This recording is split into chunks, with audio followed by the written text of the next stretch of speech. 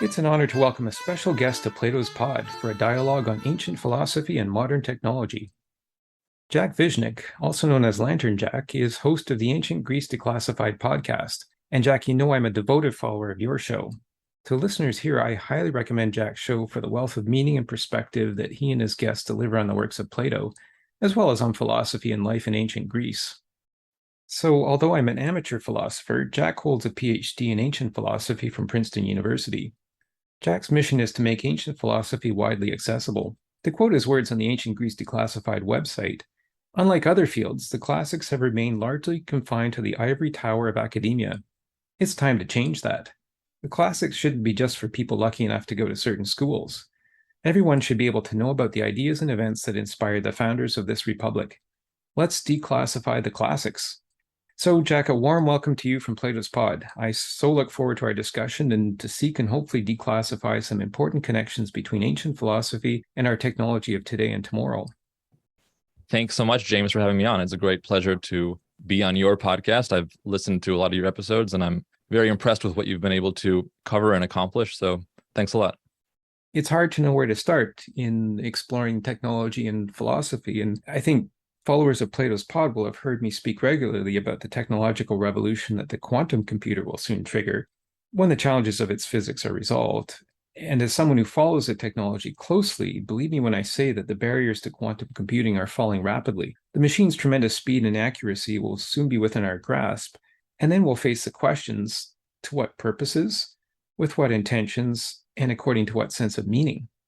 So, of course, there are other forms of powerful technology now in use and under development. I mean, take, for example, the internet, a vast and transformative technology without which our daily function would be nearly unimaginable. As a child of the 1960s, I am witness to the incredible changes brought on by the internet because I've lived both with its being and with its non-being. I remember when I first used the internet in 1996, and today, 26 years later, I see around me a world completely reformed by its technology. To be sure, the internet has delivered many good and beneficial things to humanity, not the least of which is the application I'm using for this podcast to communicate with Jack and listeners of Plato's Pod and readers of the Quantum Record. But of course, our lives are also shaped by the growing division and discord among people that the technology has enabled and amplified. And so it makes sense to me, as someone who senses in Plato's works a timeless logic, to look to the words that he wrote 2,400 years ago for philosophy and wisdom, and to draw on them to shape the best technological world and time that we can possibly imagine. So technology is born of a state of mind, and maybe the more powerful our technology becomes, the more we should inquire into our state of mind. The question may seem metaphysical, but now many see it becoming existential. So, Jack, as I think back on the major changes that the internet has brought over a short time, I recall the first episode of your podcast that I ever heard. It was your discussion with Rebecca Goldstein on her 2014 book, Plato at the Googleplex. It was such an engaging talk that, of course, I had to get a copy of the book right away and read it, which I did, and I loved it.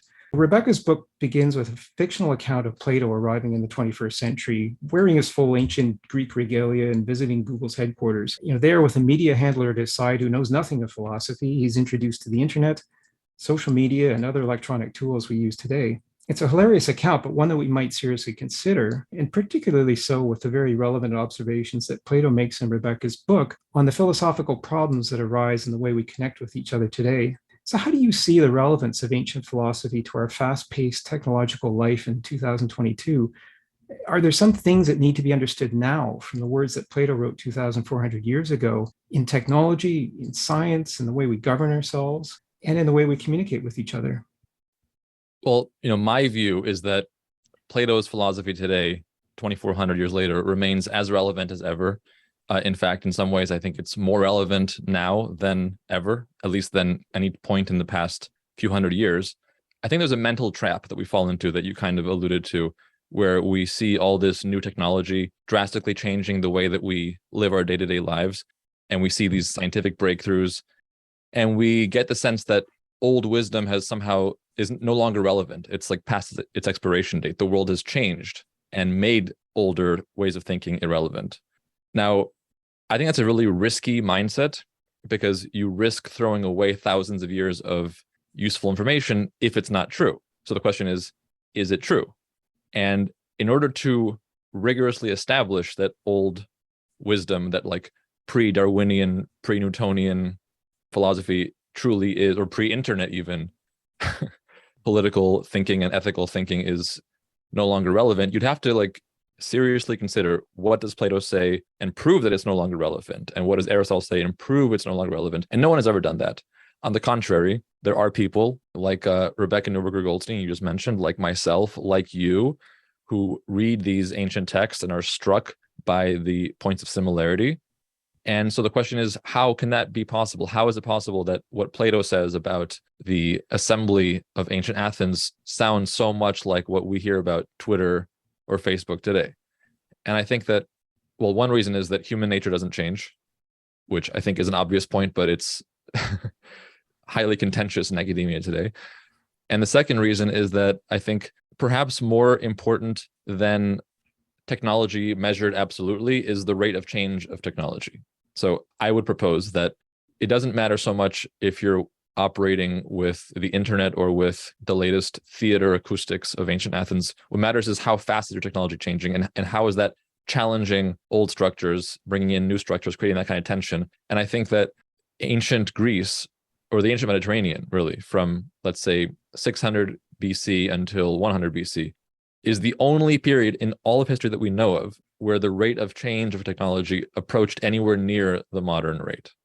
The world that Aristotle lived in was different than the world that Plato lived in, which was different than the world that Socrates lived in, because of this rapid rate of change. Discoveries in mathematics, in astronomy, in engineering, in metalworking, in gear mechanisms, everything, right? Shipping. So they were faced with this roller coaster ride of technology.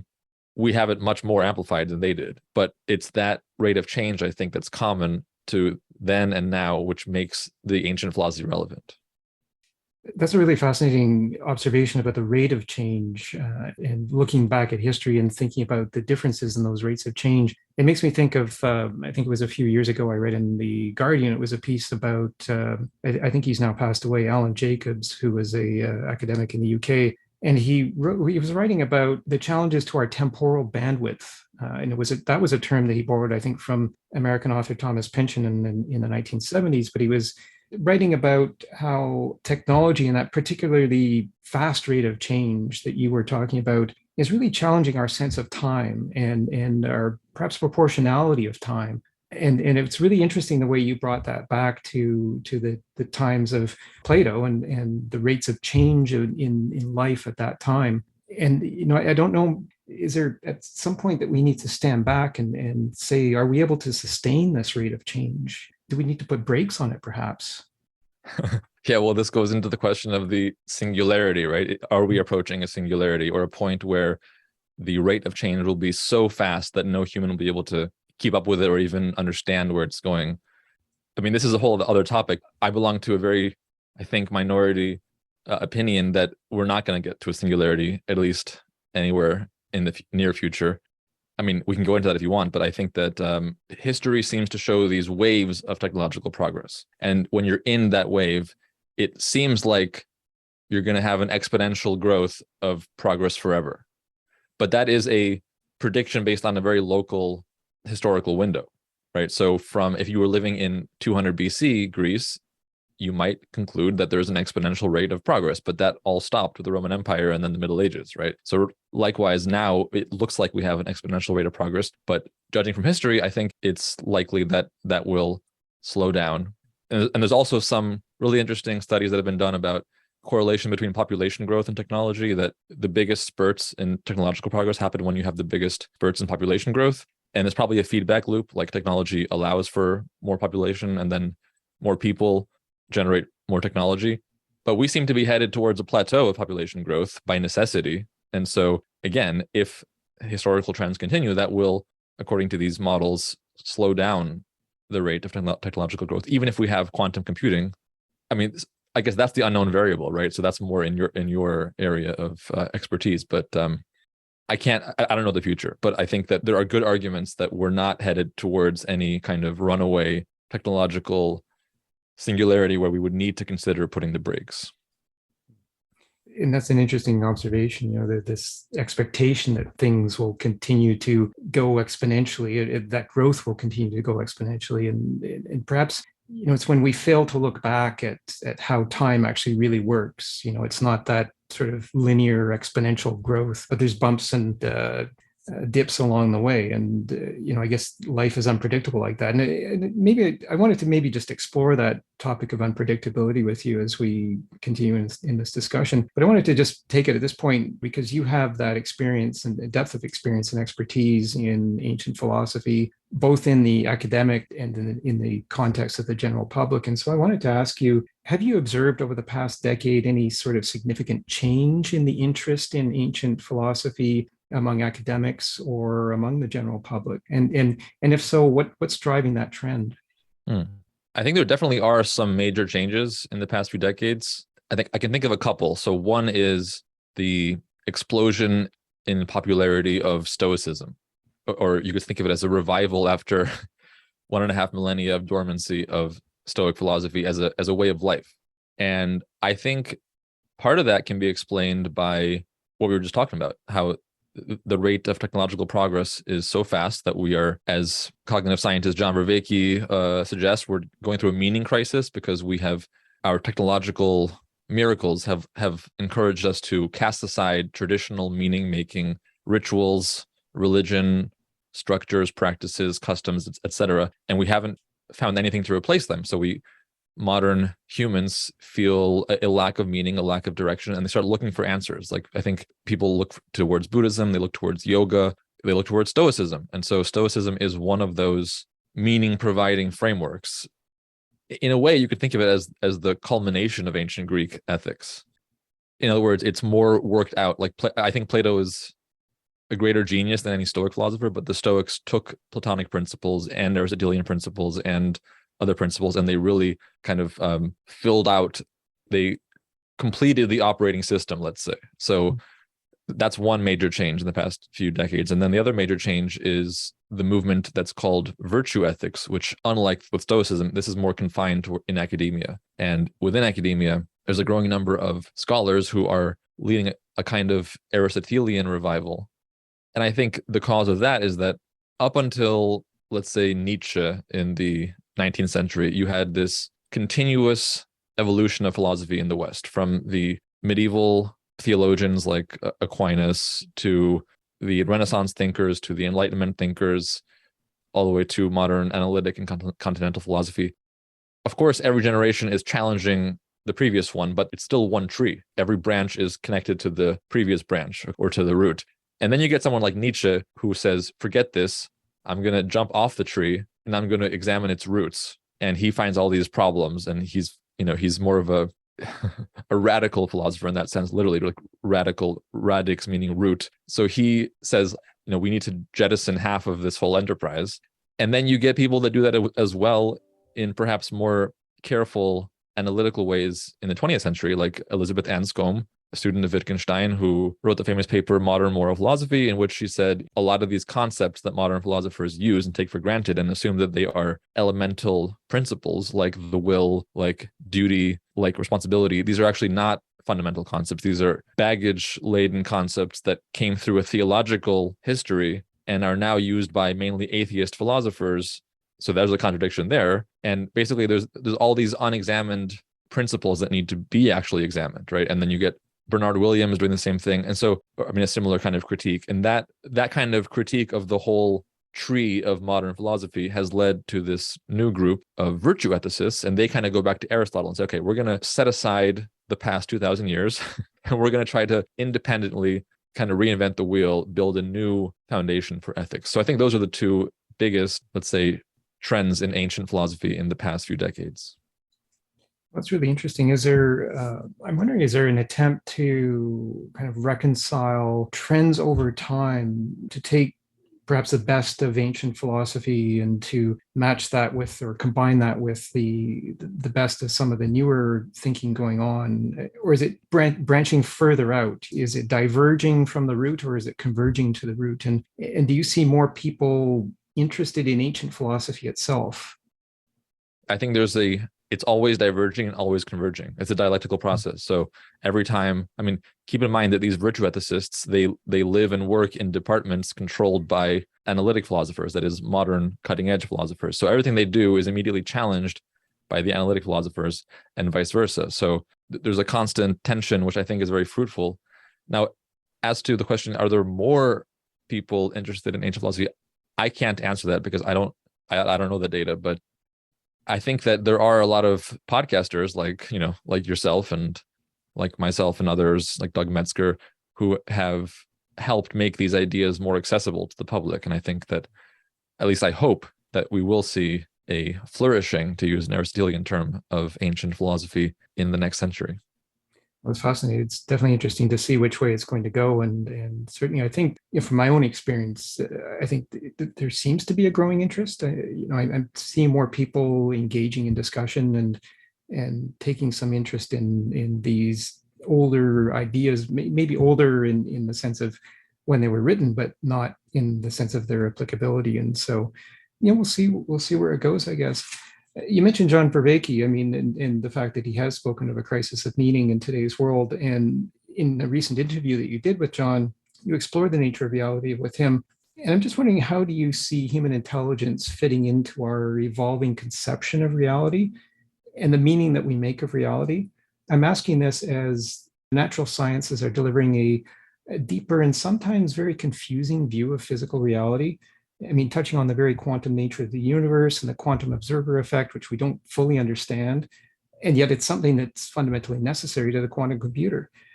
And I'm wondering, is there a tendency in the world now to discount the mind and its potential in the very construction of the universe? It's somehow as if the mind is separate from the very being of the universe. How does the sense of our own consciousness fit into things in terms of the trends that we've been talking about?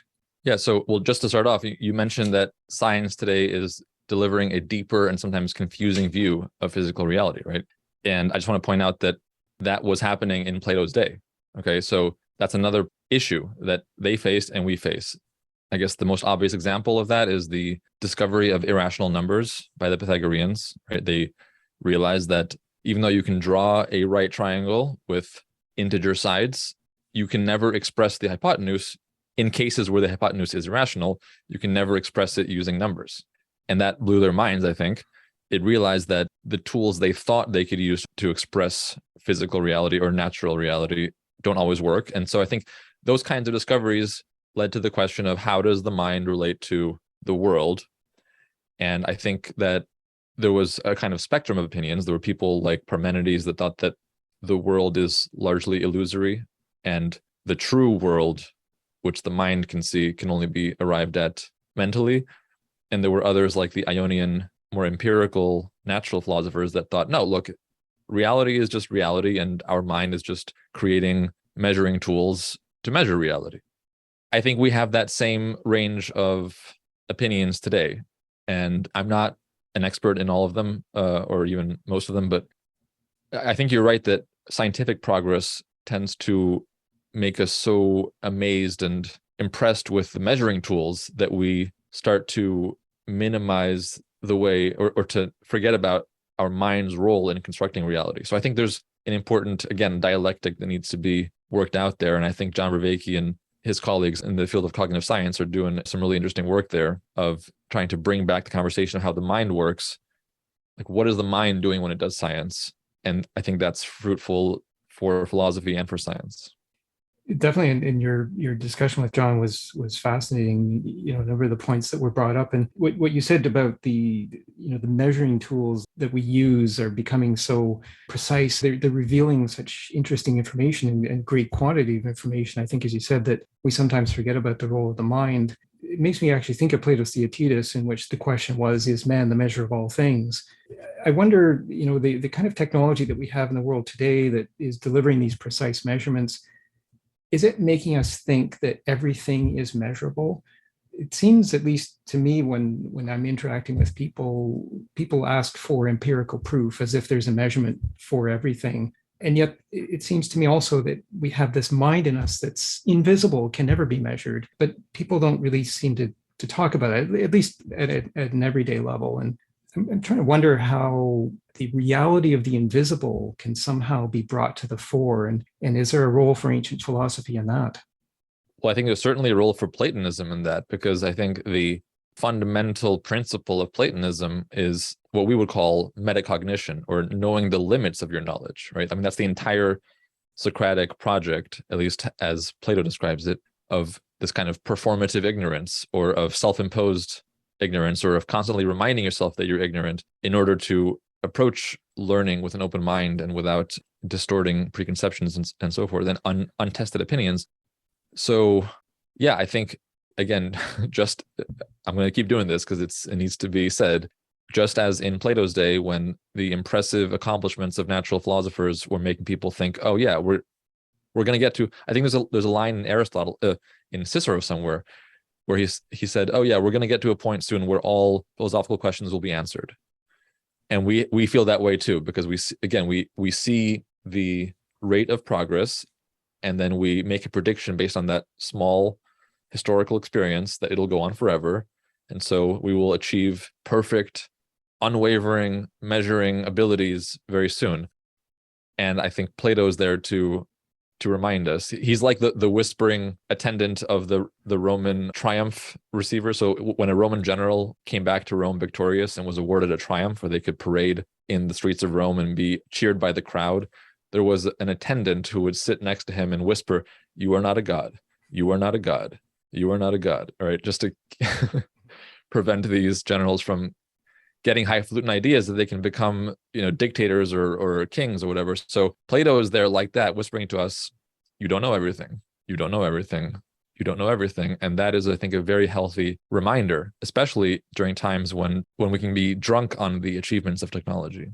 I like that whispering analogy. That really, I think, is very suited to today's time, and certainly it doesn't hurt to have that whisper go on in the background and just continually remind us of things. And certainly in Plato, I mean, Socrates was held by the Oracle at Delphi to be the wisest man alive, for he knew one thing, which is that he knew nothing. And I guess it's that acknowledgement of the limits of our knowledge that seems so important. You were talking about how that sense of knowledge progresses over time. And I would say, in 2 seasons of group discussions on Plato's Pod, we've touched on the general perception that knowledge only advances in a linear way, or that knowledge only increases from past to future. And so it seems to be that we think that we necessarily know more than Plato's generation did 2,400 years ago. In fact, I remember a debate I had with someone who claimed that the geometry that Plato taught in his academy was no further advanced than the geometry that's taught in high schools today. So it's just, I think that assumption that's made there, that's always in the background. And so again, it's as if this linear progression of knowledge is almost an axiom of knowledge over time. Yet on your own podcast, you featured an interview about the mysterious Antikythera device that was discovered about 100 years ago off Greece. The device is 2,000 years old, seems to be a very intricately machined astronomical calculator. And certainly, we know that many ancient civilizations had great astronomical knowledge. In fact, some of their knowledge that has been lost has only recently been rediscovered. Certainly, the Egyptians and the Mayans were among those. And so 2 millennia later, after the Antikythera device was constructed with whatever means they constructed it with, we don't completely understand it. We don't understand what it was used for. We don't understand its precision and how that was possible with the technology they had at the time. I'm thinking, with the power that technology provides to us today, do we have a problem admitting that we don't know and what we don't know? And do we acknowledge uncertainty, and do we develop technology thinking that we know more than we actually do? And again, trying to think of the consequences of this as our technology becomes more powerful. Well, that's a great question. And we live in an era where we have all these like big history books, like Harari's Sapiens, or there's many of them that try to give you this huge overview picture of the Stone Age until the modern period, or like Walter Scheidel's book that I had on my podcast of economic inequality from the Stone Age to the modern period, right? Scientific thought or human thought from the Stone Age to the modern age. You have all these kind of broad overview books, and they're really fun to read, and I think they're great accomplishments. But one beef I have with all of them is that they have this linear view. They make the history of humanity from the Stone Age to the present appear like an unbroken succession of advances. And if you look at the timeline, you'll see that there's big gaps. There's an awesome figure that I saw at some point that had a list of all the major geometric and mathematical proofs that have been done. There's like nothing until 600 BC when the Pythagoreans started going. Then there is a huge amount of proofs accomplished until like after Archimedes, so until about 100 BC. And then there's like this huge gap until the Renaissance, and hardly any major geometric discoveries were made during that entire time. Another such anecdotal piece of information is that the data that Ptolemy, the astronomer, had was better than the data that Galileo had. So the idea that we just have this linear march forward is totally wrong. And I think that people kind of sense that. I'm fascinated by the current obsession with like zombie apocalypse movies or like dystopian movies. I feel like there's a sense in the zeitgeist that what we think of as this inevitable march forward is actually a very fragile enterprise, and that so many things could go wrong.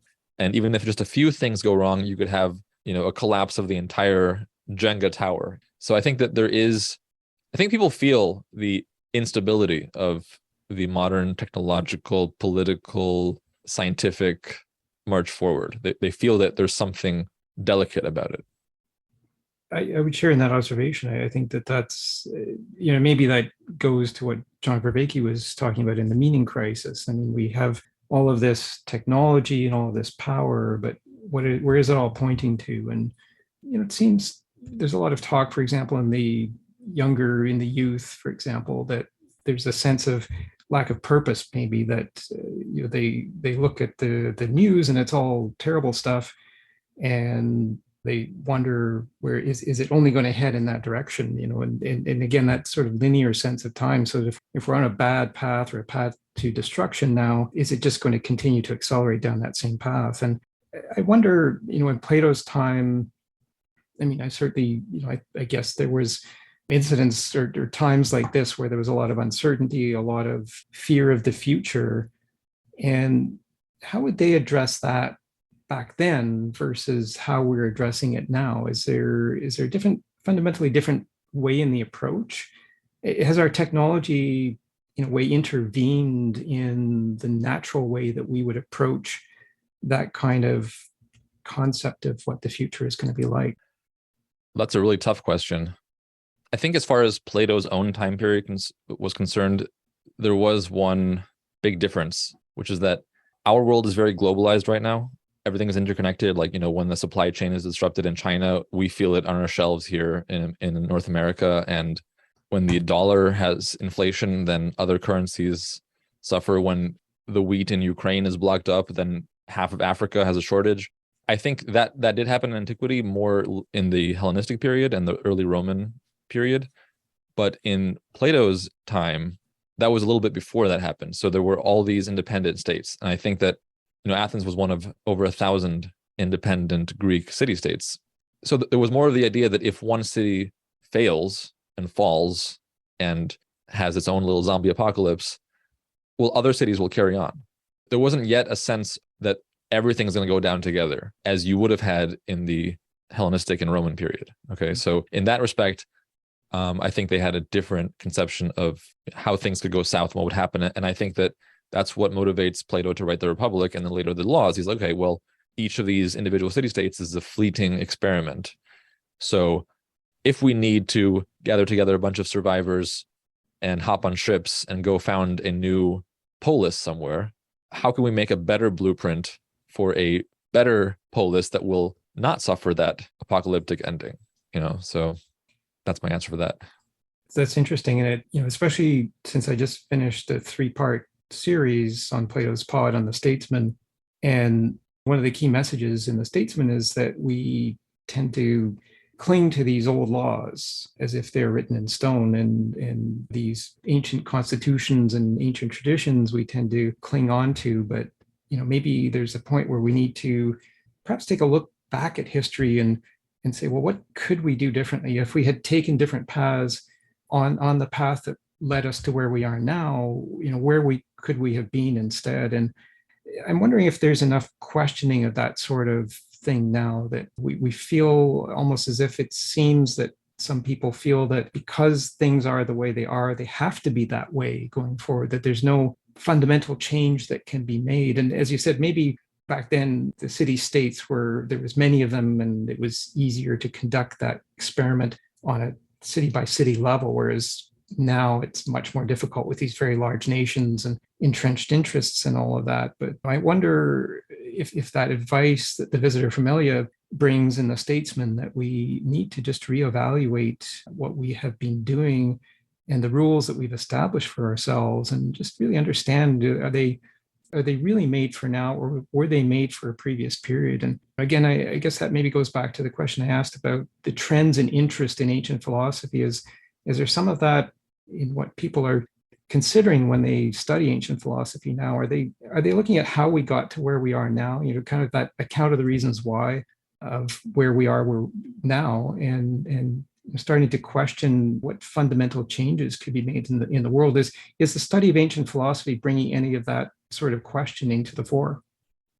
Yes, but in tiny, tiny circles. So the number of ancient philosophers or people who study ancient philosophy is already 1% of the number of philosophers. And then the number of those who do, let's say, political institutions is like 10% of that. So you're looking at a handful of people in all of North America that might do that, right? So it's very, very niche. I think that what you said about re-examining our laws, I think that is very good advice. It's very important, but it has to go in two ways, not just critically, but also, there's no really word for it, but it's not enough to just critically look at the laws and say, oh, this law was written when, people didn't have the internet, so let's throw that away. Or this law was written before modern firearms existed, etc. What's really lacking, I think, is an appreciation of how, to take the US example, how amazing the US Constitution is. Here you have the founders, and they basically dug up ancient blueprints that hadn't been tried in millennia, and they were damaged. They didn't have all the information, and they tried to, it's like they discovered an ancient machine or a blueprint for an ancient machine that hadn't been built in millennia, and they somehow managed to build it, and it worked for now 50 years. That's amazing. That's totally amazing. And nobody acknowledges that anymore. Nobody acknowledges in academia how incredible a miracle that actually is. So yes, we should always examine the laws and critique them and modify them, but we should also understand how the laws work together to create a functioning, basically ship of state. You can't just replace the parts on the ship that you don't like without considering what allows the ship to float in the first place. And I think that one thing that the founders could have done better is what Plato says in the laws. He says the lawgiver has to write like a little paragraph explaining the purpose of each law, so that when people then come to re-examine it and critique it, they have the little footnotes. Okay, the point of this was for this. These were our concerns. I guess you could think of the Federalist Papers as providing that, but I think that would actually be a good practice going forward. Like when we amend the Constitution or when we change a law, like let's actually have a discussion about what the purpose of this is. Let's try to distill it into a very simple message and put that next to the law. I mean, that's I think a proposal from thousands of years ago that might have some utility today.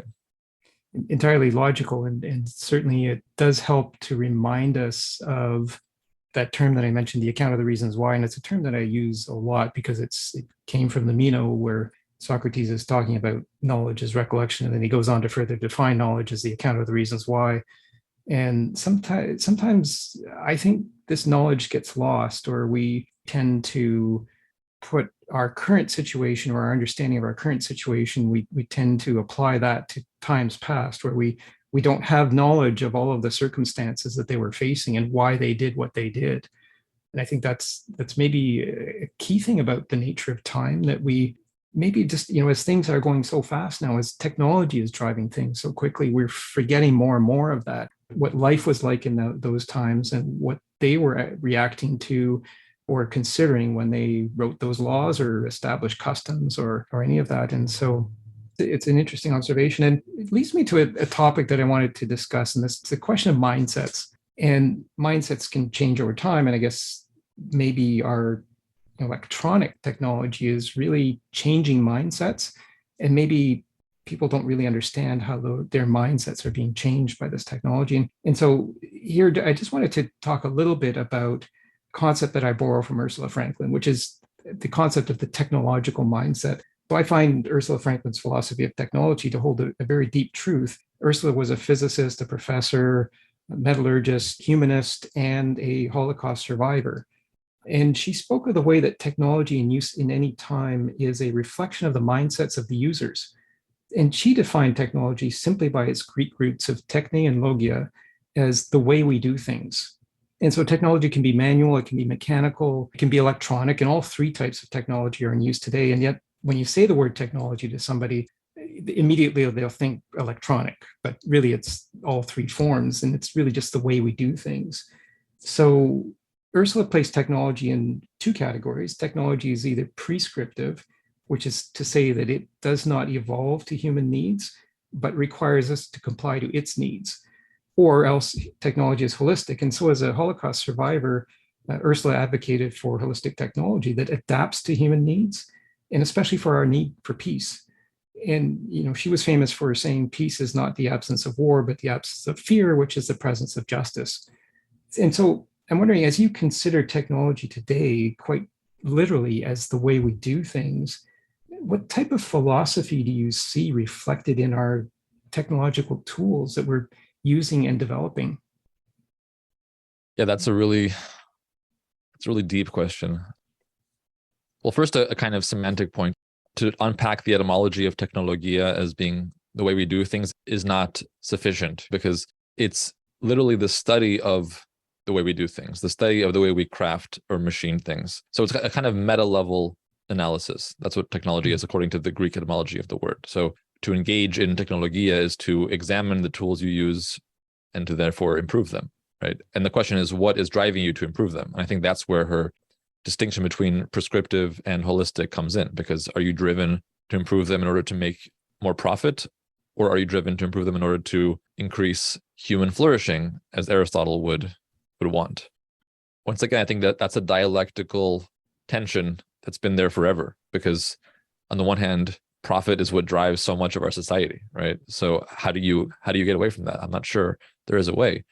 On the other hand, technology, as Plato wrote, with the myth of Thoth and the invention of writing, is always a double-edged sword. With every technological advancement, you gain something and you lose something. In the case of writing, you gained record keeping, but you lost the power of memory. These ancient bards could memorize amounts of data that we couldn't even fathom, because we just open up Wikipedia and it's right there.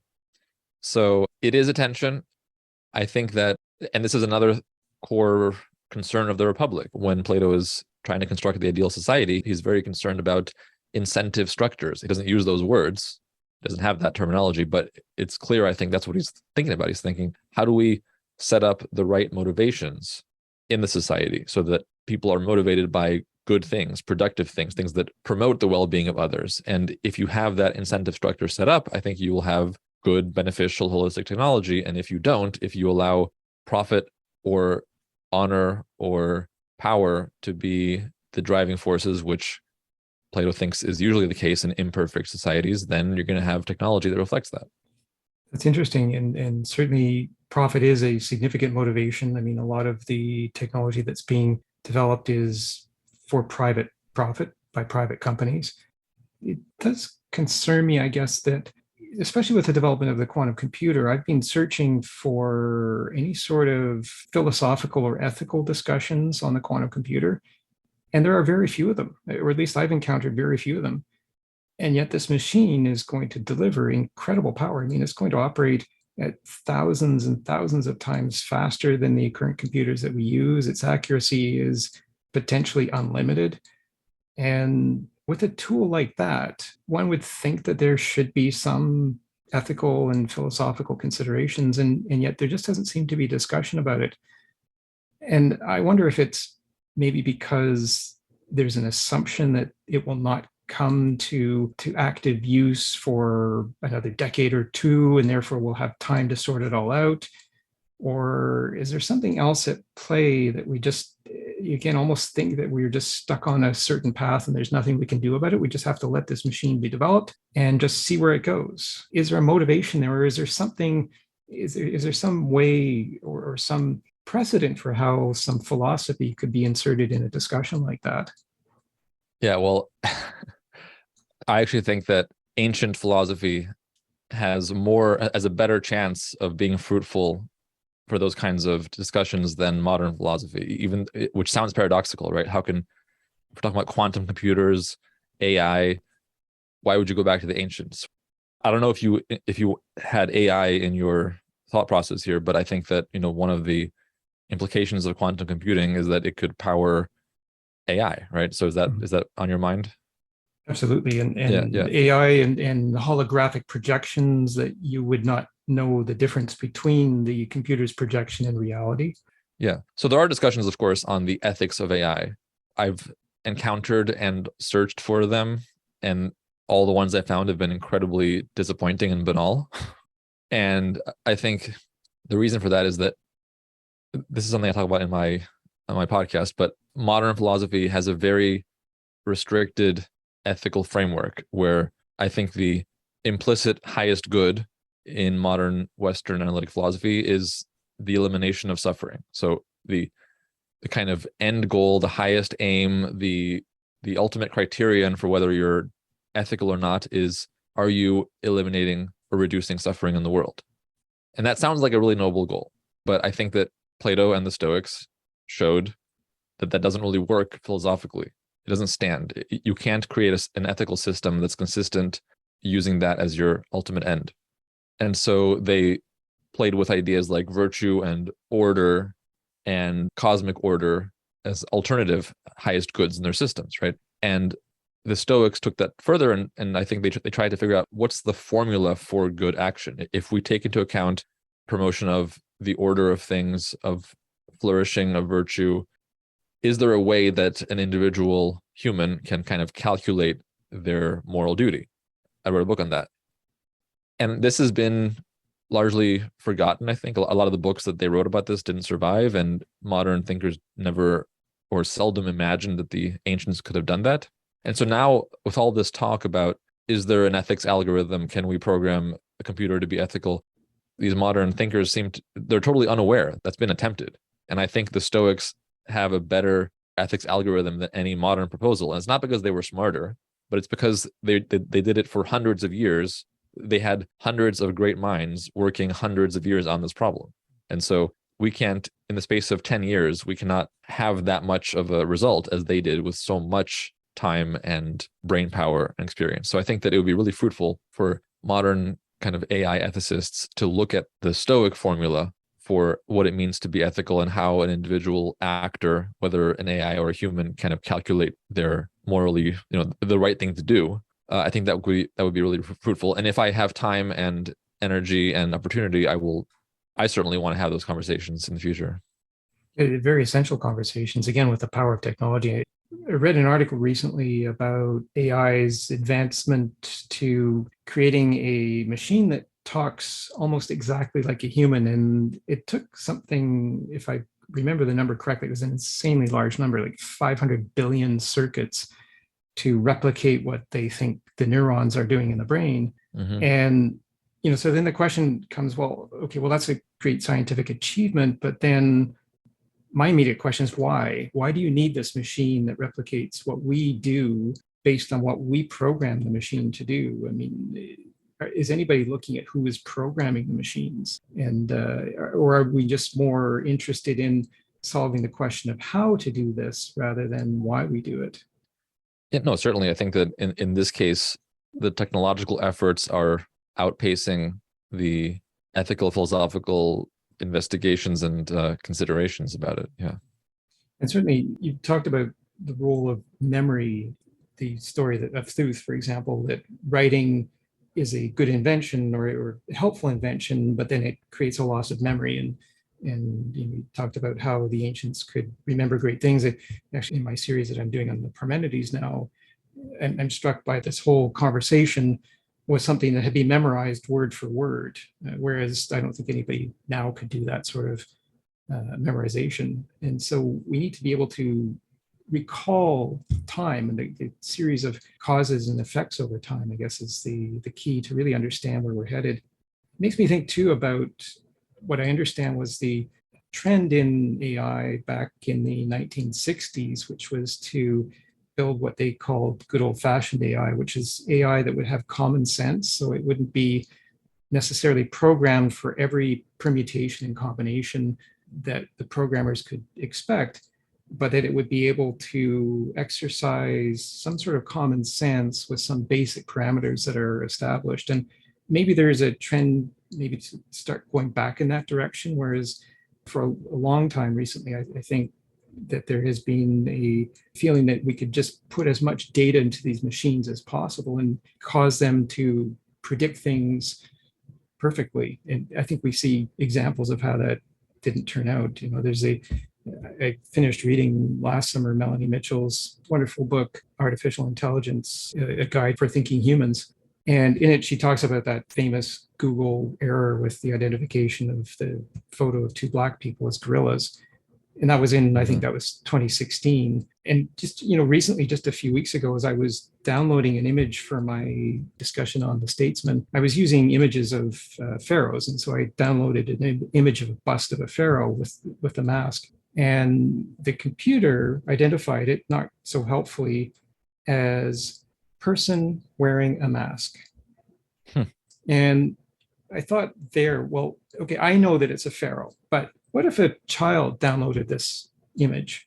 And what if the child believed what the computer said to it, that this was just a person wearing a mask? And would the child ever then inquire as to whether this could be something else? Would the child ever know that the pharaohs had existed if the child just simply believed what the computer told it? And I found that kind of odd. That why do we need the computer to tell us what this image is? I clearly know what the image is. Somehow, where do we stop allowing the machines to do what maybe the mind is better capable of doing? Yeah, this is one of my big pet peeves. I mean, first of all, I hate when the computer thinks it knows what I want to do better than I do. Like, especially Microsoft Word, when it tries to format something I'm writing other than how I want to format it. I was like, no, I want a new paragraph here. It's like, sorry, you can't do that. But to your point about labeling, I couldn't agree more.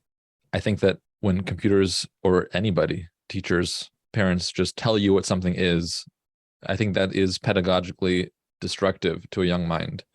I remember a video interview of the physicist Richard Feynman, where he talks about his father and how he taught him when he was a young boy. And he says how he was playing with one of those little carts that has a little handle that children have, like, the little red carts where you put your toys in, then you pull it, has four wheels. And he had a little ball, I think, in the cart. And he noticed that when he suddenly starts or stops the cart, the ball either keeps rolling or it bumps up against the wall or something. And he asked his dad, why does the ball do that?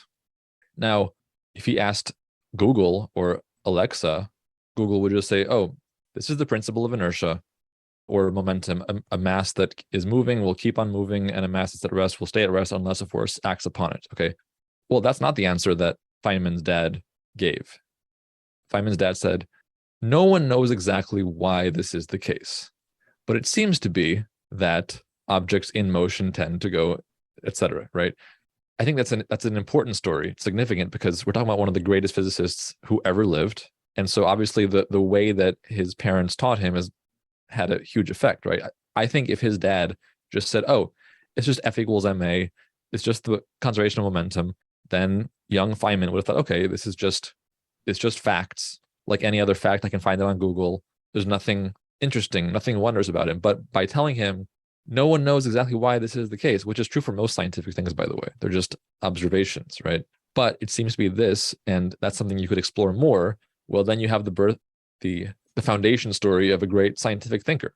So I think, yeah, this obsession with labeling and with giving an answer for everything is detrimental to human thought. And I think if we all had less of that, we would think better. I mean, I couldn't agree more. I think and I think we forget too that the machines are being programmed by humans who make mistakes. I make mistakes. Everyone else makes mistakes. The programmers are not exempt from making errors. And so these errors, especially when we rely so much on this data and so much on this predictability, we're maybe at risk of not knowing what we don't know, and or not admitting what we don't know, and becoming too reliant on it. And so I really love that example of Feynman and his dad, actually, because I used last season was one of my episodes. I can't remember which one. It was a clip I found of Feynman. It was 2 or 3 minute clip of an interview in which he was talking about his dad telling him about a bird. And he said, my dad could tell me all the details about the bird, what color it is, what size it is, and all of this. But then he said, you would still know nothing about the bird. And I found that was a really, really compelling example. And there was a great scientist that I think understood that there was a lot of new things still to be discovered, and certainly he was a brilliant explorer in science. To talk about science, I mean, as someone who's deeply interested in physics and geometry myself, I see so many mathematical and geometric references throughout Plato's work. I mean, he was, after all, a geometer, and above the door to his academy were the words, "Let no one who is without geometry enter these doors." People see him now, I think, primarily as a philosopher, and I'm wondering, why is that? Has science lost, or is it losing its connection to philosophy? And I'm thinking again about the opening pages of Rebecca Goldstein's Plato at the Googleplex, in which she lampoons philosophy poo-pooers, she calls them, among the scientific community, specifically one who I witnessed with that very attitude in Toronto some years back when he was speaking. So I'm wondering, are philosophy deniers on the increase in the scientific community, or do you sense that science and philosophy are beginning to find some sort of common cause now? I feel like there's a few separate questions embedded in what you just said. So first, why do people not see the importance of geometry in Plato? Well, that's because of the kind of people that read Plato today. The only people who end up reading Plato in ancient Greek, for the most part, are people who begin in literature. So it's mainly people interested in literature and language that end up in a classics department, and they're the only ones that are then taught Greek and then can read Plato in the original. So for someone who has a scientific set of interests or background to get to the point where they can read Plato in ancient Greek, they have to take a very unusual path. They either have to endure many classes on topics that they don't care about, or they need to learn Greek on their own. Now, they do exist, but there are not that many of them. And Rebecca Goldstein is one of the few who has the scientific appreciation and also is able to read Plato and understand him well. Then as for philosophy poo-pooers, I think a lot of the poo-pooing is legitimate. And I am a big philosophy poo-pooer if you're talking about modern analytic philosophy or even modern continental philosophy. I think most of it is nonsense. It's highly impressive, logical wordsmithing that has no substance or applicability. So in a way, I think I share more with the scientific philosophy poo-pooers than I do with the philosophers they're making fun of. I just think that they don't know the whole picture. Because there are so few scientifically competent people who have the educational background to read Plato or Aristotle, there's a disconnect. And I think that that's part of, I think, your mission and my mission and Rebecca Goldstein's mission is to create the bridge between these ideas, the time-tested philosophical ideas of the past thousands of years, not just the latest fads, create a bridge between that and scientific thinking, current practitioners of science. And I think that is happening and it's accelerating. And I think the future is bright in that department. That's good to hear. And the bridge analogy is one that I find very useful to think about. And I mean, certainly the idea of analogy is something that's promoted by, again, in The Statesman, the Visitor from Elia says that sometimes you need analogy to understand complex things. And you spoke about one earlier when you referred to the ship of state analogy in the Republic.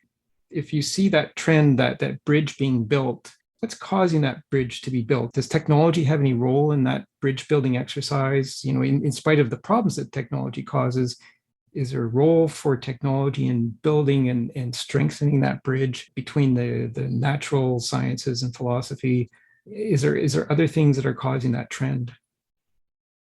I can think of a few things. I'm not sure how technology really plays into it. I mean, if we look at, say, John Vervaeke again, cognitive scientist, he's an example of a bridge builder, right? So he is up to date on the latest scientific advances, but he also sees the meaning crisis. He sees the problem in our ways of thinking, and he sees the cognitive biases. He sees the overconfidence that we have in our tools and in machines. He sees the untested assumptions in our ways of thought, and he performs a kind of archaeology looking at ancient changes in the way we thought, like the Greek philosophical revolution, similar revolutions in ancient India and China, etc. So he's making that bridge to kind of fill in the gaps that I guess our technological mindset has exposed. I think a lot of scientists are also philosophers by nature. Not all, but I think most scientists have a philosophical instinct. That's why they're doing science. And when they pick up a philosophy book at the local bookstore to get more philosophy, they're disappointed because they see all these words that they don't know what they mean, talking about issues that they don't understand why they're relevant. And then, okay, this is just nonsense. So they become the poo-pooers of philosophy, right? And then if you give them a book of Plato, there's a similar barrier to entry. Unless they're willing to put in like a couple of days of familiarize themselves with the concepts and ancient context, they're going to have a similar response. So you need to build that bridge. But once you do, and I think it's much easier for the ancient stuff because the concepts are so simple, tangible, like every question that Plato and Aristotle asked can be expressed in simple language in one sentence. Like, what is justice? Okay, what is beauty? What is friendship? So I think when scientists get lifted over that initial threshold, they recognize something that they instinctively do. They see, okay, what Plato's doing is what I do. I have modern tools. I look at particles or the cosmic microwave background or the double helix, but I'm doing the same thing he's doing. So I think as the bridge is built by diverse people, there's a natural affinity between scientists and what they do and ancient philosophy, such as that of Plato. That's fascinating, and certainly in some of the words of the scientists that I hear, and in fact, in my latest episode that's going online tomorrow on the Parmenides, the first part of the Parmenides, I was led to quote Einstein in that debate about the nature of quantum mechanics and whether the Copenhagen interpretation, which says that the waveform collapses when you make an observation, and Einstein's challenge to that was, well, does the moon only exist when you look at it? Which I found to be a philosophical question, and certainly he did take a philosophical stance on a number of things. So yeah, certainly there are those out there, and I guess maybe it's a question: is it of finding a common language? I think you pointed to a problem that people have with Plato is that you really have to understand the language that he's talking, and it really takes time and effort to understand that. The forms, for example, I struggled with the forms until I made my way through the Sophist, and I struggled with the Sophist on the first few passes. Honestly, it was not clicking with me. And then all of a sudden it clicked with me in that part where the visitor talks about the 5 essential forms, that which is change, rest, the same, and the different.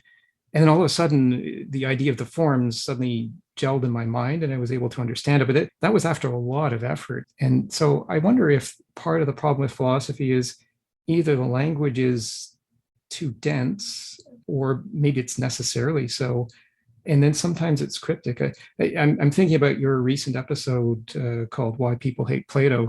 And I think one of the issues with Plato is certainly the accessibility and how cryptic he can be. That conclusion in the Parmenides, if one is not, nothing is. I mean, for heaven's sakes, is that a universal conclusion? When he says the one, what is he talking? Why doesn't he just tell us what we should think the one is? And that's, I guess, maybe that's the challenge with people now is that it's the lack of a common language. I don't know. Is there a common language that philosophy and science can speak that would help to extend that bridge? In terms of the bridge, I was thinking the role of technology may be to help us communicate, in the way that, for example, John Vervaeke can communicate to us his ideas through interviews like the one that you did and spread that good learning and information and that sense of meaning to us. Whereas before, without the internet, we wouldn't be able to do that. And so I guess a whole bunch of thoughts there, but just question about a common language. I think that's absolutely crucial. And first of all, just to defend Plato a little bit, yes, there are some dialogues that are very cryptic, but overall, he is one of the clearest, most lucid philosophical authors in all of history. His way of doing philosophy is revolutionary compared to the pre-Socratics, who are very cryptic. They speak in these puzzles and riddles, much like the Tao Te Ching his puzzles and riddles. That was the standard way of doing philosophy before that. And then Plato comes along and says, no, I'm going to give this clear, dramatized, narrated, entertaining story, basically. And most of his dialogues are extremely clear. I mean, they're so clear that Plato's style of writing is considered the gold standard for ancient Greek writing. Like when students used to learn how to write ancient Greek, it's an art that's been lost, but I think it's very important to learn to appreciate the language, to have an active command of it. When people used to learn how to write ancient Greek, they used Plato as the model because he's just so clear. Of course, he does have some obscure dialogues, but I think that's because he's struggling with obscure concepts that he himself doesn't understand fully. So he's doing the best he can, but he's also showing you that, like, those are the dialogues where he approached the frontier of his claim to knowledge. Now, since Plato, I think the problem of not having a common language has exploded completely. And this goes back to incentives. Unfortunately, everybody who wants to be known as a hotshot philosopher has a lot of incentives to make up new words, because when you make up new words, you look really smart. And so basically every thinker since the Stoics till today has introduced new words. So you'll have somebody come along and say, oh, and now I would like to discuss a concept that I like to call blah. And I conceive of this as blah, blah, blah, blah, so they're always introducing terms. I think that's criminal philosophically, because instead of trying to create connections with previous thinkers and have interchangeable parts, let's say, this is like the great revolution of American manufacturing in the 1800s, right? To make standard sizes, like standard size screws, standard threads, standard parts, right? So that if your tool breaks down in Nebraska and you bought it in Massachusetts, you can fix it, right? We don't have that in philosophy. Every philosopher is free and even encouraged to just make up their own terminology and not make use of earlier terminology. And so there's this huge redundancy where there are tons of words that overlap in different ways. Sometimes they're the same thing, but different thinkers use different words. And it's like a complete mess. It's an absolute disaster, chaotic mess. I think that this is one of the reasons why people like Anscombe and Williams, who we mentioned earlier, critique modern philosophy and say, let's go back to Aristotle. Let's rebuild the wheel, because what we currently have is a soup, and it would be great to clarify our concepts. Okay, look, what Kant calls an affectation is the same as what Aquinas called this, or it's similar in this way. You know what I mean? Like that would be a huge step forward if we could clarify and standardize our concepts. I couldn't agree with you more. And certainly from my perspective as an amateur philosopher, sometimes I get these terms thrown at me and I'm scratching my head. I don't know the terminology. And maybe that's what is so profound about Plato for me, especially, is the dialogue form. So it's almost like his entire corpus of work is an analogy, because in my mind, as I'm reading them, I'm actually putting myself in that scene. I'm picturing the characters. I'm picturing it as if I am myself participating in that dialogue. And it's much more relatable, I think, that way, rather than having a recitation of, here's these terms, you must learn these terms, you must learn my way of using these terms. I guess maybe it's a lot more dynamic and a lot more fluid, his means of presenting things. And certainly I keep challenging myself to find any logical breaks or flaws in Plato's work, and I have not yet found one. Now, I haven't read necessarily all of it, but I think I'm probably about 2/3 of the way there. I just find there's something very powerful in the language that he uses and the analogies that he uses.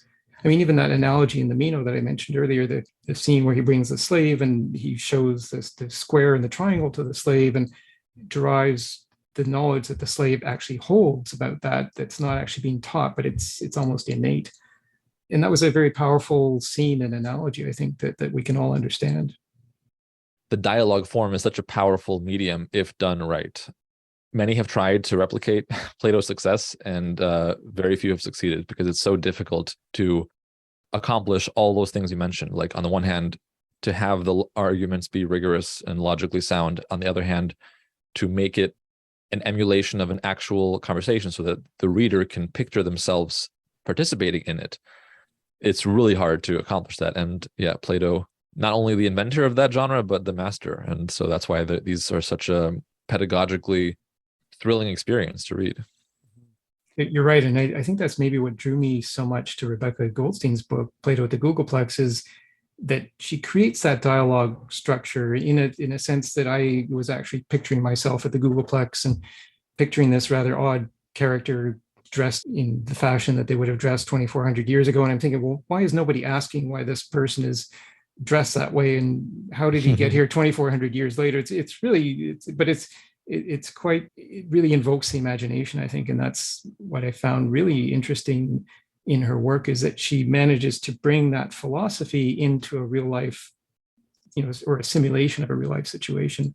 I think the more we have of that, I think the more accessible philosophy will be to a wide audience, which is, as you said, it's my mission and it's your mission as well. As we were talking about common language, I was just thinking about Galileo's statement that the language of the universe is mathematics, and geometry too, for that matter. And I keep going back to Plato's Republic, where Socrates said that the first order of knowledge for a philosopher is of number and calculation. And that may strike a modern reader, I think, is very unusual because, as you said, the people who study ancient philosophy especially are ones who are more in it for the literate or the literature aspect of it rather than the scientific and numbering calculation aspect of it. And so I'm thinking, though, that so much of our modern technology relies on numbering calculation, most especially now the quantum computer. I mean, the qubit, which is the analog to the present day binary bit that computers use. The qubit is, and this is how information will transmit in the quantum computer, it's a sphere with a triangle having three edges rotating in it.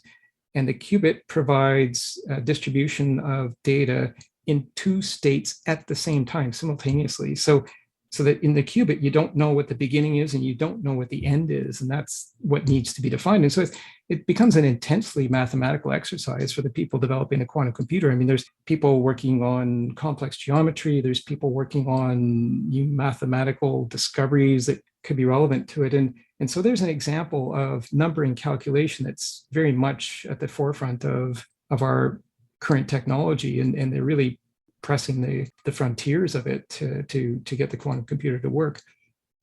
And so I'm just wondering if Socrates was correct and numbering calculation is somehow woven into philosophy and philosophy is woven into numbering calculation, what can a philosopher do today with technology or otherwise, understanding the relevance of what Socrates said about the importance of numbering calculation?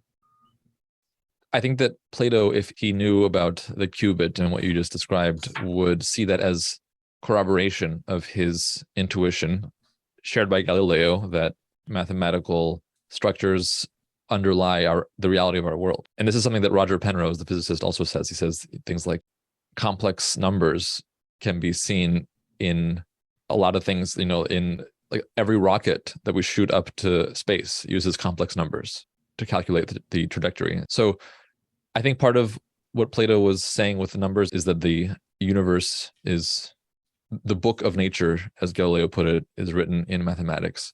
And therefore, in order to interface your mind with the natural world, you need that language. You need mathematics.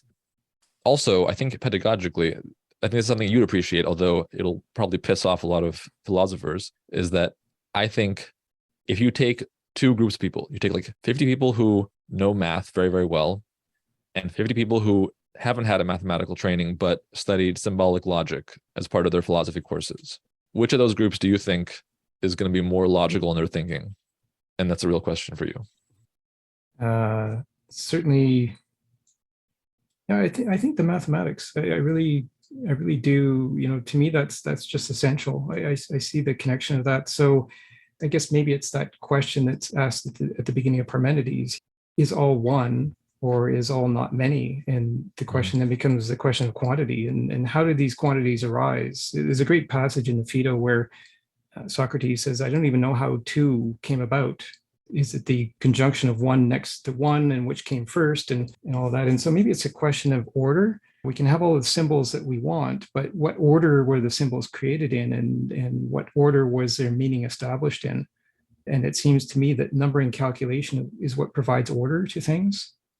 Yeah, I mean, I'm not sure I can totally explain this, but I do firmly believe this. I firmly believe that people with extensive mathematical training, it changes the wiring in their brain, and they're able to just reason very logically about things that people with training in logic don't have. Now, the people with the training in logic know more logic in a strict sense. They understand intricacies of logic that a mathematician doesn't know. But I mean, in terms of day-to-day logical reasoning, there's something about the mathematical training that just makes the mind like a ninja, just like extremely capable of navigating.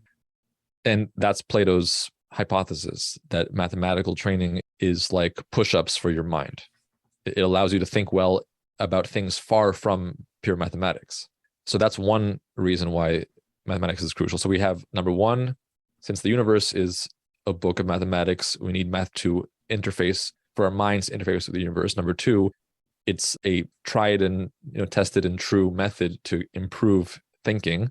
And number three, this is something that I think is relevant to our politically polarized world today. It's nonpartisan. This is something that's never talked about, but I think it's absolutely crucial in the Republic, right? Where in book 7, where we talk about the education of the citizens in the ideal state. Why is there like 10 years of math before they even start philosophy? Well, because every ethical or political statement contains ideological information. And if we talk about numbers, that's absent. So there's no biases. When you talk about like proving the Pythagorean theorem, your ego doesn't play into it. There's no allegiances. You don't think, oh, well, if a squared plus b squared equals c squared, that's what the Democrats would say. Or no, that's what the oligarchs would say. There's none of that plays into that way of thinking. It's just purely stripped away of any ideological content. And as soon as you bring in ethics and politics, which are two big components of philosophy for the ancients, you are unavoidably going to bring in ideological material.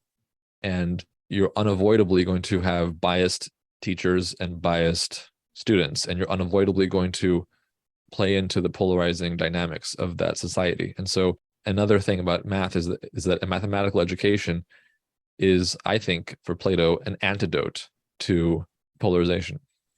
It's a really fascinating perspective. And I love that when you said that math is an interface to the universe. I think that's such a wonderful analogy. And I wonder too, because my own path to Plato was a lot through geometry. And it was by learning geometry, and especially the geometry of the five solids, the five Platonic solids, because he's the one who introduced them to the world of the Timaeus. And so once I started to understand the geometry of the five solids and the mathematics that are inherent in it, I also understood, or started to understand, the incommensurability of some of the structures inside those five solids. And maybe that's where, as you said, mathematics is nonpartisan, because we have the equal in mathematics. One thing equals another, and that's what math is all about. The one thing maybe that math cannot resolve is the incommensurable. And so when we get to the incommensurable in mathematics, we have to express that as a continued fraction. It never ends. So the equal never works in the incommensurable. Mm-hmm. And certainly there is no equal, for example, in Heisenberg's uncertainty principle, at least as Hermann Weyl expressed it mathematically. It's greater than or equal to.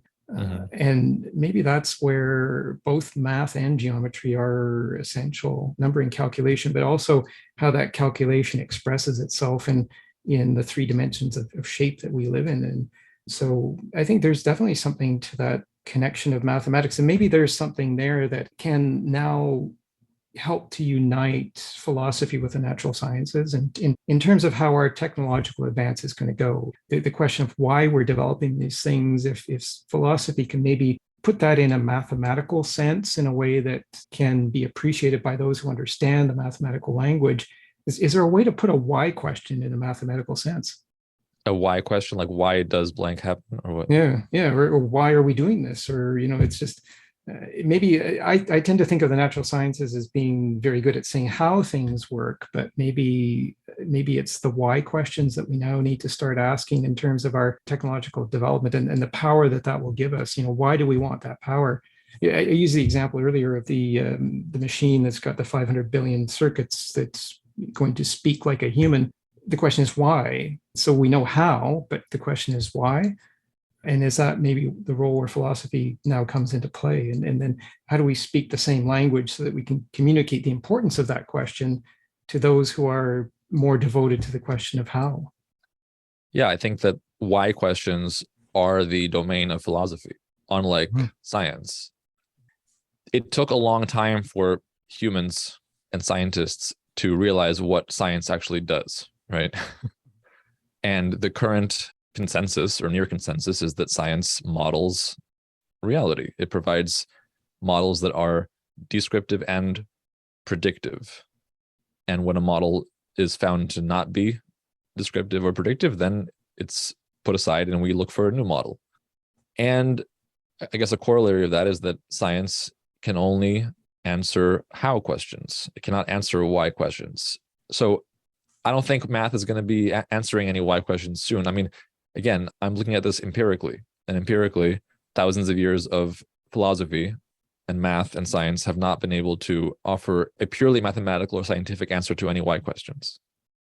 When you try to answer why questions, you're leaving math and science, and that's where the highest good comes in. So once again, I think that thousands of years of philosophical debates have led us to the idea that the only framework that we've been able to find so far for answering why questions is this hierarchy of values with the highest good at the top. And so then the question is, well, what's the hierarchy of values and what's the highest good? And that's the domain of ethics and philosophy. And that's where philosophy, again, to use this word again, can interface with science and math, but science and math cannot answer that why question. At least no one has proposed a way for that to happen yet. And certainly the subjectivity of judgments as to what's good, for example. I mean, what's good for you might not be good for me. And Yeah. We, especially in this world now where we have all of these images in front of us now, again, brought to us a lot by technology. And we look at these images and we say, well, that's good, I want that. But we're not necessarily thinking about the effects over time. And that's where we need to pause, perhaps. And I mean, I would love nothing more than to broaden discussions like this and really engage so many more people in these types of discussions, because I think it's rewarding for people to have that dialogue and to see that there's ideas out there that they hadn't thought about. And it really, I think, helps to expand the mind and show them their own potential. I think if they're really listening. Yeah, I think what philosophy can offer. So I guess this goes back to your earlier question. What can philosophy offer to the scientists? I think what philosophy can offer is to say, look, we all have these why questions, and we want to think of them systematically and scientifically to the extent possible and mathematically. But that's not entirely possible because, it's like purposefulness and why questions are not part of the purview of logic and math and science. So how can we then improve our discussions of why questions and value questions? As you said, there's subjectivity. What I think is good is not what you think is good in all cases, etc. Well, I think what philosophy can offer is a record of what has been tried and what hasn't been tried, and what has been tried and failed, and what has been tried and seemed to be promising, right? And so, as I talk about in my episode that you referenced, Why People Hate Plato, I think we've only been able to come up with 3 candidates for the highest good, namely virtue/order is one, pleasure is another, and the elimination of suffering is a third. So we're still stuck on those 3. So we either have to find another one that's better than those 3, or we can debate the merits of those 3. And I think that's a conversation that framework serves to clarify things to a degree. And I think that's the kind of thing that philosophy can offer scientists. They can say, okay, look, here's a record of the different major questions and the different approaches that we've taken and the different results. But in order for that to actually be possible, we need to also clarify our language. As you said, as brought up, there's this plethora of really confusing, stupid terminology that is a burden to philosophy. So we need to clarify our language. We need to create interchangeable parts so that when we talk about Kant and we talk about Aquinas and we talk about Plato, we can talk about the same thing. And we need to narrow down the available options based on what has been tried over time and what hasn't, and what has worked and what hasn't. So I think that's the roadmap for how philosophers can make philosophy relevant to scientists. I love that. And when you said that philosophy offers a record, it brings me back again to that idea that we talked about earlier, the memory that philosophy offers. And maybe that really is the central role of philosophy, is the memory function of all of this data and all of this knowledge. Philosophy ties it together with meaning and a record with meaning. And again, I go back to the Meno, the knowledge is the account of the reasons why. If we don't understand the account, we don't understand why we are at this point as we are. And we don't understand necessarily why we're doing the things that we're doing, especially with technology and its power. And so I think the account of the reasons why is so critical and essential right now. I don't want to keep you too longer, and we've had such a great discussion. I'd love to do this again, and just so many fantastic ideas and other things that we can explore. If we want to end maybe on the thought again of the nature of time, when we were talking about the assumption that time is linear, and you mentioned that there's an assumption that there's an exponential increase over time. This is all linearity. And I'm just wondering what you would think would happen if people thought that time, instead of being a straight line with two limits, beginning and end, instead of being a straight line, what if people thought that time was a circle? Your podcast interview on Plato's Critias made me think about this. There was talk about how time really operates as a circle. And certainly at the beginning of the Critias, there's this story of how civilizations have been destroyed in the past. There are civilization destroying events. I think there was an allusion to an asteroid strike. And we know, 60 billion years ago or 60 million years ago, there was an asteroid that struck near Chicxulub, and that apparently wiped off all of the life on Earth, including any knowledge that might have been on Earth at that point. And we look at things like the pyramids are monuments of ancient knowledge that we don't really understand how it all came to be and what purpose there was. And so these civilizations and their knowledge come and go. But what if time is like a circle? So instead of a straight line where knowledge begins and ends, maybe knowledge just rotates and never reaches a beginning and end. And so I'm just wondering, in terms of how our approach to living and the technology, the way we do things, how would that differ if people just thought that there was not two limits, but no undefined limits, and then everything is then maybe within our scope? Yeah, well, now we're kind of venturing into dangerous territory, into like Graham Hancock or who was the other guy? There's a few kind of maverick archaeologists who think, what if there was the great civilization that perished long ago and so forth. And that's considered now a very fringe view. Academics don't even consider those as remotely plausible. But that view of history as being cyclical, as having civilizations that rise and fall, that was the majority view, I think, for most civilizations throughout history. I mean, that's how the Indians conceived of time. It's how the Greeks conceived of time. And the idea that time is linear and that we're approaching some kind of promised land or endless path of progress, that's a relatively modern view. I think that you could combine them and have both.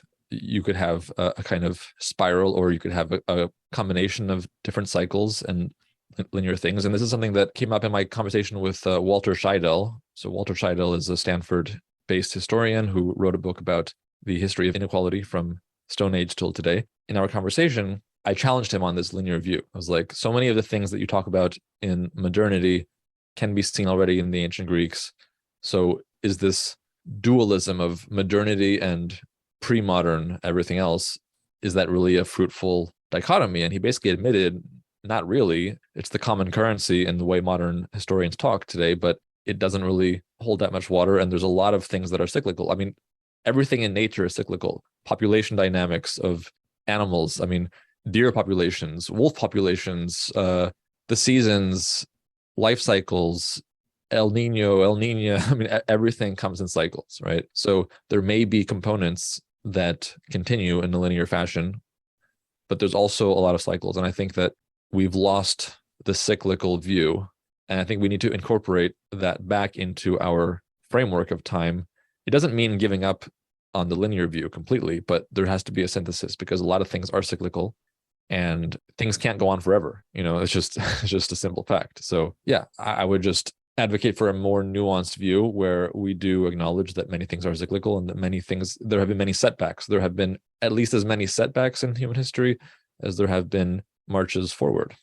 And I guess that cyclical view would maybe help with that interface, maybe with the universe that we were talking about, in terms of that mathematical interface with the universe, and in the sense that we don't think that the interface has a necessary beginning point, that it can really connect at any point and find its way to, and here I'll be very Platonic, the absolute truth, which I guess is maybe the thing that is maybe still hotly debated, is there an absolute truth, or is it all relative? Again, just trying to get a sense for, if we were to take the cyclical view, how would that manifest itself in our technology and the things that we do now? How would we change our approach to the things we do in the future if we had that cyclical view? Well, there are many aspects you could explore here. I mean, there are many angles to answer that question, but one thing is you would be more cautious about preserving things.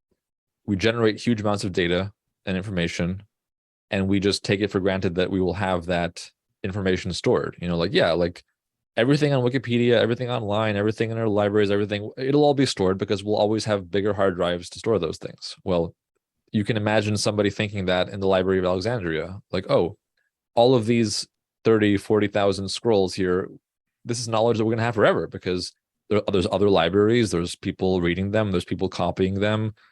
So why would these books ever cease to exist? And yet 99.9% of them cease to exist. So at the very minimum, we would be much more cautious about the knowledge and information that we've accomplished, and we would try to secure its longevity. That's a powerful image you give of the Library of Alexandria, which of course is not with us anymore, and that knowledge that was lost. And one could imagine what would happen if Wikipedia, where all of a sudden the database were to disappear and we found that it hadn't been backed up. Yeah, I guess. I mean, it takes constant effort, like Wikipedia or anything else like that. Mm-hmm. It continues to exist because there's people continuing to buy. I mean, if you uncovered a hard drive from 20 years ago, it wouldn't work on any device today, right? So you have to constantly change your hardware, transfer the data, modify it so that it works with new operating systems, et cetera. There's a lot of effort involved in preserving information. It's always been the case. The mediums have changed, but the effort, the sweat, the time and energy required to preserve information is still there. It's still a lot of work. And unless we put in that work, we will not continue to have the information that we enjoy now. I love that. Maybe it's then a question of taking that circularity view. Maybe that would define a common cause for us, or help it to define a common cause. Whereas if we're in a linear view, each one of us thinks that we can take our individual paths. But if it's all circular, if it all ties into one circle, then we are tied together in some sort of a common thread of time, perhaps. And as you said, it takes that effort, maybe a combined effort then, to preserve that. But there is a danger to the circular view, though. Nietzsche wrote this essay called On the Uses of History for Life, or something like that. And he makes the paradoxical claim that at some point when there's an amount of historical knowledge beyond which, if you go beyond that, it kills your desire for life. And he says that it's equally important for an organism or a civilization to learn to forget as it is to remember.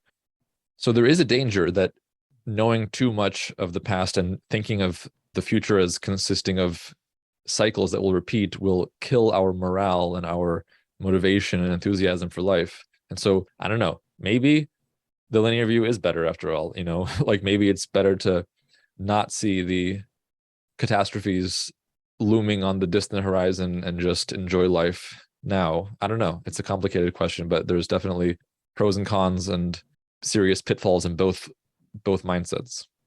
No right answers, I guess. The conundrum that Plato often provides us, I guess, is just we need more discussion. And so that's the great thing about philosophy and discussion and dialectic and dialogue. And it just absolutely. And we've had such a great discussion here today that I think that this is. I think we may have actually declassified some of the context of ancient philosophy and put it into the modern world of technology. And I really am looking forward to thinking about what we've uncovered today and the themes that we've used and talked about, because I think they can be built on. And so, Jack, I just really want to thank you for your time and for being here and for this great discussion. And I can't wait to hear your next Ancient Greece Declassified episode. Always incredibly thought-provoking and illuminating, and so glad and honored that you're here today with us. Well, thank you, James. It's been a real pleasure. There are a few things in life I like more than talking to people who love ancient philosophy, but also have a firm grasp of the latest technological advances, as you do, much more than I do. So it's been super fun. Thanks for having me on. That's great. Thank you.